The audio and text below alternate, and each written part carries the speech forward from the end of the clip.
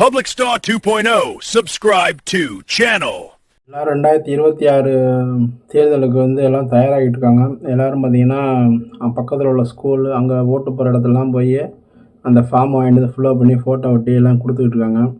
ஆனால் அந்த விஜய் ரசிகர் பார்த்திங்கன்னா கொடுக்கக்கூடாது, வேண்டாம், அது நமக்கு எதிரானது, என்னடா எதிரானது, எதுக்குடா எதிரானது, எப்படி எதிரானது, இதுக்கு பதில் சொல்லு, எனக்கு விளக்கம் கொடு, எனக்கு தெரிய மாட்டேங்குது. மத்திய அரசாங்கம் ஒரு இது கொண்டு வந்தாலே உடனே அதை எதிர்க்கணுங்கிற ஒரு மனநிலைமையோடு இருக்காதீங்க. எப்போதுமே அது என்னென்னு ஆராய்ச்சி பார்த்து அதை தெளிவாக மக்களுக்கு சொல்லுங்கன்னா சொல்ல மாட்டாங்க.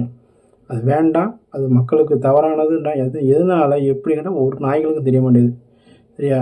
சரி, அவங்க தான் அப்படி என்ன இந்த இதுக்கு ஒரு 4-5 நாளைக்கு முன்னாடி பார்த்திங்கன்னா இந்த திட்டம் வந்தப்போ பார்த்திங்கன்னா நம்ம முதல்வர் ஸ்டாலின் பார்த்திங்கன்னா அவர் யூடியூபர் மாதிரி உட்காந்துக்கிட்டு சொன்னார், இதனால் என்ன நம்ம பயன் இருக்குது, என்ன இது இருக்குது, இது மத்திய அரசாங்கம் அவங்களுக்கு தேவையானாலும் மட்டும் உள்ளே எடுத்துக்குது, தேவையில்லாதெல்லாம் அது கழிச்சு கட்டுது.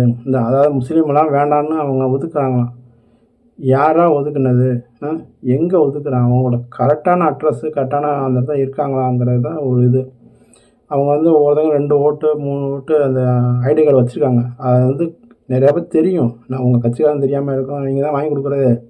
ஆனால் அதெல்லாம் இருக்கக்கூடாது, ஒரே ஏதாவது இருக்கணும் அப்படின்னு தேர்தல் ஆணையம் நினச்சி இப்போ அது ஒரு முடிவு எடுத்துருக்கு. இந்த தேர்தல் ஆணையம் இன்றைக்கி தான் இந்த விஷயத்தை பண்ண கிடையாது.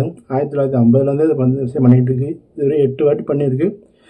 இப்போ இது பண்ணுறது 9வது வாட்டி. ஆனால் இப்போ பிஜேபி அரசாங்கம் இருக்கனால, மோடி அரசாங்கம் இருக்கனால உங்களுக்கு அது உறுத்துது. அது செய்கிறனால ஏன் செய்கிறாரு மோடி இப்போ ஒதுக்குறாரு, முஸ்லீம்களை ஒதுக்குறாரு, கிறிஸ்டியனை ஒதுக்குறாரு, அவங்களுக்கு ஓட்டு போடுற ஆளெல்லாம் கண்டுபிடிச்சி அவங்களாம் ஒதுக்குறாங்க. இதெல்லாம் என்ன நியாயம்? இதெல்லாம் தற்கூரித்தனமாக இருக்குது. இப்போ நேற்று அரசியலுக்கு விஜய் தான் இப்படி பேசுகிறான்னா, இத்தனை வருஷமாக இருக்கிற நம்ம ஸ்டாலின் பேசலாமா? ஏதோ அரசியல் நோக்கத்துக்காக பேசுகிறீங்க, இதுக்காக மக்களை முட்டாளாக்கி குழப்பி ஏமாற்ற வேண்டாம்.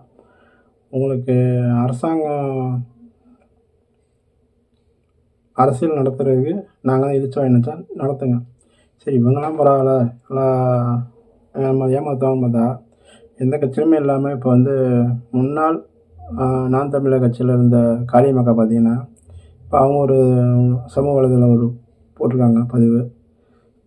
அதில் பார்த்திங்கன்னா சான்றிதழ் திட்டத்தை எதிர்க்கணும், மக்களுக்கு தேவையில்லாத ஒன்று, ஏன் எதுக்கு என்னன்னு கேட்டால் யாருக்கும் தெரியல.